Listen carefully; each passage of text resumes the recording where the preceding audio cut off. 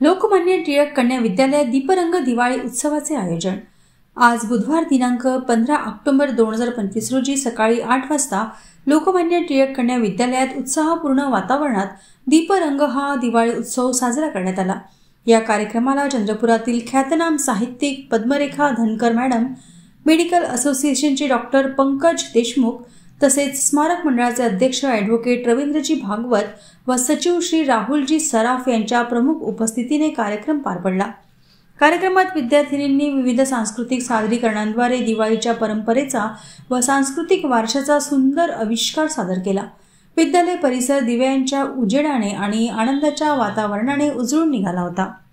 कार्यक्रमाचे आयोजन विद्यालयाच्या मुख्याध्यापिका व शिक्षक वर्ग यांनी केले असून उपस्थित मान्यवरांनी विद्यार्थिनींच्या सादरीकरणाचे कौतुक करून शुभेच्छा दिल्या।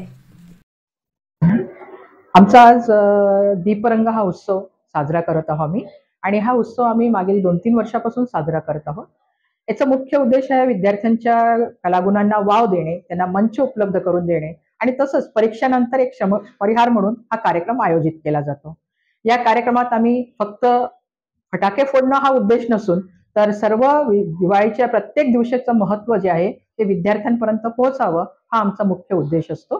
आणि या उत्सवात इतरही अनेक साहित्य सांस्कृतिक कार्यक्रम सादर केले जातात आणि प्रमुख पाहुणे म्हणून आम्ही एखाद्या व्यवस्थित दर्जेदार साहित्यकारांना बोलवतो।